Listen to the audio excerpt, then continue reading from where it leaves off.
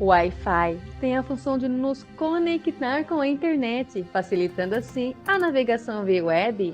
O celular, dentre as inúmeras funções que possui, nos possibilita ligar para as pessoas. A oração, semelhante a esses dois exemplos de conexão, nos conecta com Deus, pois como está escrito em 2 Crônicas 7,14, se meu povo, que se chama pelo meu nome, se humilhar e orar, e buscar a minha face, e se converter dos seus maus caminhos, então eu ouvirei dos céus, e perdoarei os seus pecados, e sararei a sua terra. Através da série Se Meu Povo Orar, você descobrirá o verdadeiro segredo da oração, os impactos do reavivamento e reforma como resultado da busca persistente do Espírito Santo. Maranata, filhos e filhas de Deus, mais uma vez estamos juntos para avaliarmos a palavra de Deus. Que bom saber que o Senhor tem se mostrado gracioso, bondoso para com cada um de nós, revelando grandes verdades através do estudo de sua palavra. A proposta para o nosso estudo de hoje, quando as igrejas oram. Estaremos dando ênfase na oração corporativa. Quero, portanto, convidar você para que juntos possamos avaliar a palavra de Deus e hoje em Atos capítulo 1, 13 e 14. Vamos acompanhar? E entrando, subiram ao cenáculo, onde habitavam Pedro e Tiago, João e André, Felipe e Tomé, Bartolomeu e Mateus, Tiago, filho de Alfeu, Simão, o Zelote, e Judas, irmão de Tiago. Todos estes perseveravam unanimemente em oração e súplicas, com as mulheres e Maria, mãe de Jesus, e com seus irmãos. É notório que o texto em questão descreve a realidade da igreja primitiva antes da descida do Espírito Santo em porção dobrada ali no Pentecoste. Precisamos compreender que, com o passar do tempo, a realidade da unidade e da oração ganharam outra extensão, outra realidade. Tratar sobre o assunto da oração corporativa nos dias atuais é lidar com uma triste realidade. É verdade que já nos tempos de Ellen White, este desafio já era vivenciado. Ela pontua: as reuniões de oração devem ser as mais interessantes a serem realizadas. São muitas vezes, porém, fracamente dirigidas. A realidade atual não passa muito longe, como ressalta Maxwell. Ele diz: de fato, muitas igrejas de hoje até já eliminaram a reunião semanal de oração. É ainda notório, como observa Peter Wagner, muitos dos que ainda têm admitem que essa reunião se tornou rotineira, enfadonha e sem vida, propiciando pouca oração de ação, seja pela igreja, seja pela comunidade. Percebemos uma grande necessidade. A oração individual, ainda que seja tão importante em nossa caminhada com Cristo, é apenas uma faceta da ordem dada por Deus para humilhar-nos e orar. A oração corporativa ou em grupo é igualmente importante e precisa ser restaurada a um lugar de proeminência na vida da igreja. Diante deste fato, surgem, portanto, alguns questionamentos. Por que a reunião de oração é geralmente o mais solitário e menos frequentado de todos os eventos da semana? O que aconteceu com a nossa experiência de oração corporativa que solapou o poder vital e até roubou o lugar que ela deveria ter em nossa vida? Proponho que busquemos compreender as razões e encontrar a solução para o problema. Que tal começarmos respondendo o seguinte questionamento: por que oração corporativa? Maxwell procura responder à questão nos trazendo a seguinte justificativa. As Escrituras nos oferecem um dinâmico quadro do papel desempenhado pela oração na nascente igreja estabelecida por Cristo. Lhe convido para que juntos avaliemos a realidade da igreja primitiva. Vejamos. Tão logo os discípulos retornaram a Jerusalém, após a ascensão de Cristo, eles se reuniram para orar e jejuar durante 10 dias. Atos 1, 12 a 14. Os 11 apóstolos, Atos 1, 12 a 13.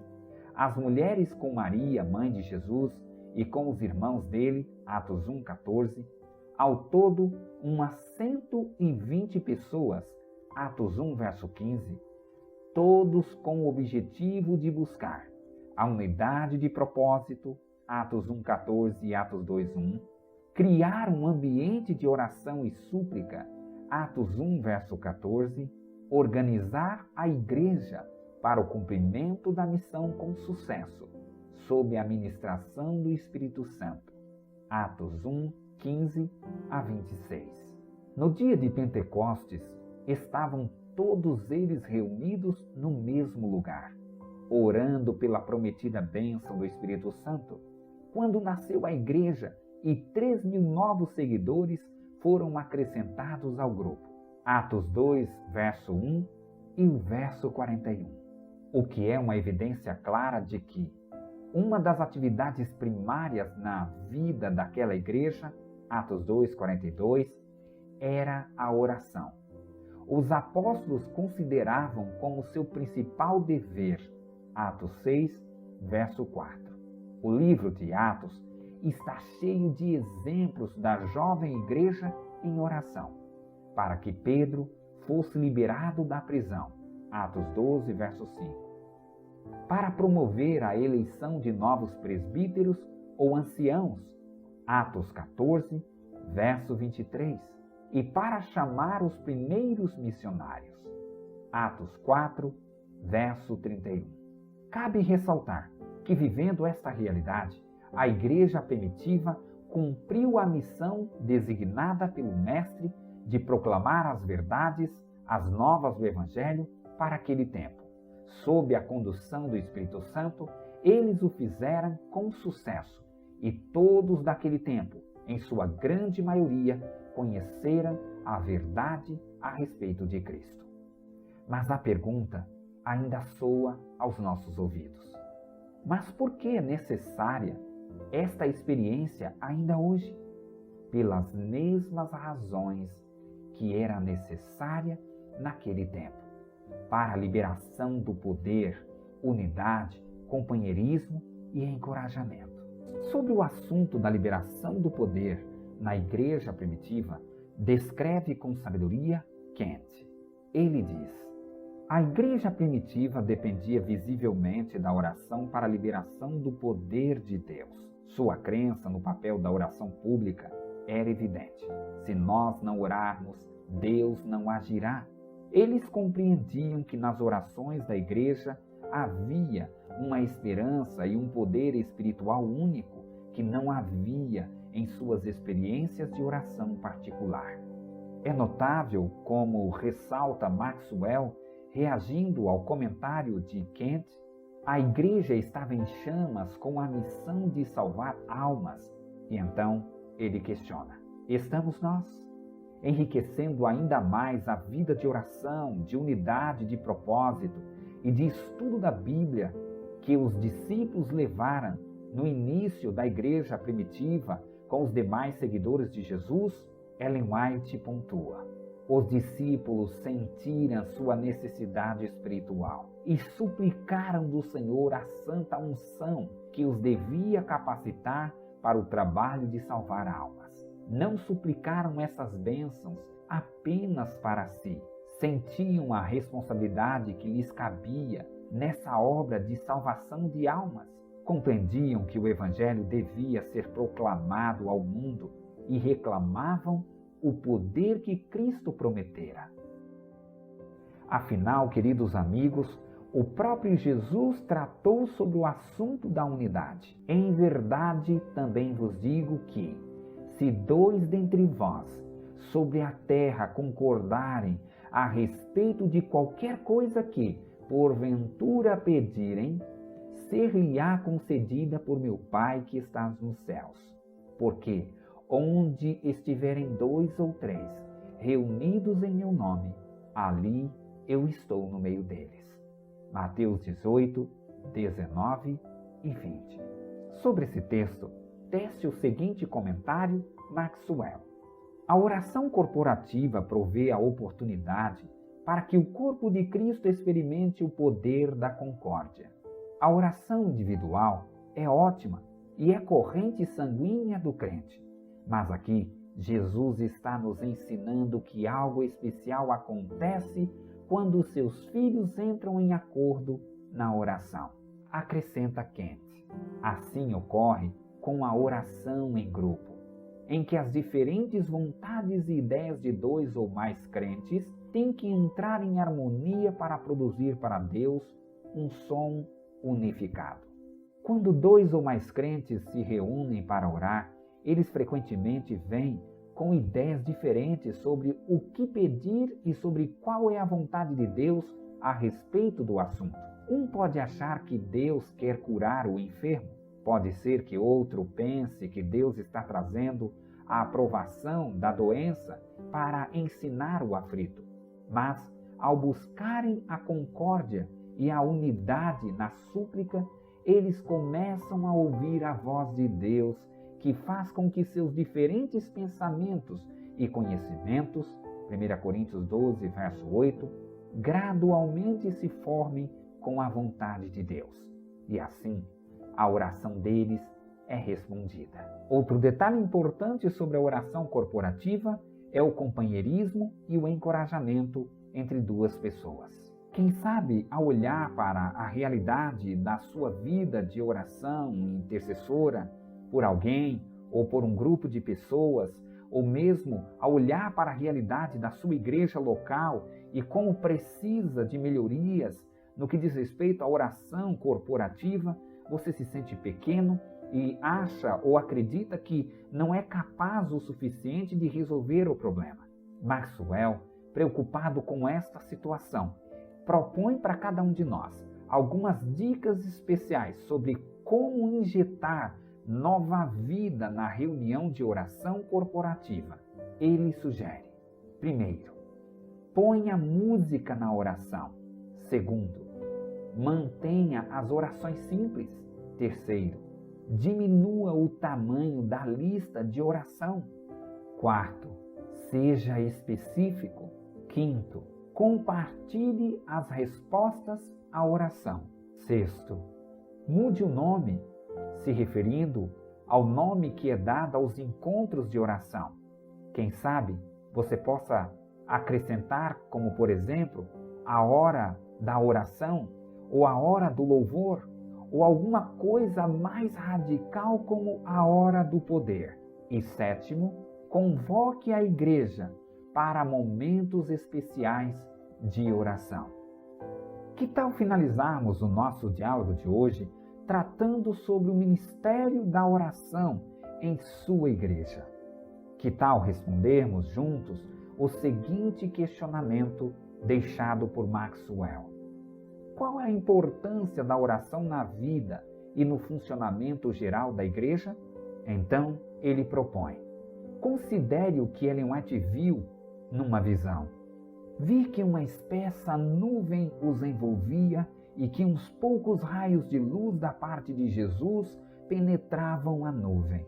Olhei para ver aqueles que recebiam a luz e vi indivíduos orando fervorosamente pela vitória. A luz do céu foi derramada sobre eles, mas a nuvem escura sobre a igreja, em geral, era compacta. O povo estava indolente, entorpecido. Satanás desceu com grande poder, sabendo que tem pouco tempo. Seus anjos estavam ocupados e grande parte do povo de Deus permite ser embalada e posta a dormir. A nuvem novamente apareceu e pairou sobre a igreja. Vi que apenas mediante sincero esforço e perseverante oração esse encanto seria quebrado. Sobre as palavras de Ellen White, Maxwell nos faz refletir. O tempo se esgota. Chega de brincar de faz de conta. Nossas igrejas precisam tornar-se agora verdadeiros centros de diligente oração. Antes que Jesus e o mundo que necessita de nós pronuncie o fim do jogo. Amigo querido e amiga querida, é preciso levar a sério a vida de oração particular, mas também é preciso levar a sério a vida de oração corporativa. Não há tempo a desperdiçar. Satanás está lutando com veemência e poder, e ele não brinca nessa guerra. Ele quer vencer a todo custo, e somente estando ao lado de Deus em vigilância e total oração é que seremos vitoriosos. Para nos ajudar neste fortalecimento, quero propor que em nosso desafio de hoje façamos o seguinte: como líder ou membro de igreja, você deverá responder aos seguintes questionamentos. Tem a sua igreja um ministério de oração congregacional organizado, dirigido por um líder de oração, posição de staff ou posição de liderança leiga? Segundo, tem a sua igreja uma câmara de oração ou um lugar especialmente designado para a oração? Terceiro, a sua igreja faz correntes de oração? Quarto, com base nos programas, atividades de oração de sua igreja, você afirmaria que a oração é uma alta prioridade? Que eu e você possamos dar respostas positivas e assertivas a estes questionamentos. Que daqui para frente possamos levar a sério não somente a oração particular, mas também a vida espiritual da igreja como um todo. Vamos clamar a Deus neste momento para que isto seja uma realidade? Feche os seus olhos e vamos nos conectar com o Pai. Querido Pai, é o desejo do nosso coração viver uma vida de oração, não apenas na vida pessoal, mas também em nossa comunidade cristã, na igreja onde estamos inseridos. Ajuda-nos, ó Pai, a dar vida aos nossos encontros de oração.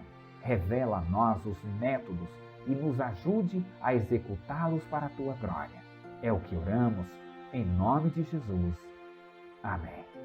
Querido amigo, um grande abraço e até a próxima, se Deus quiser.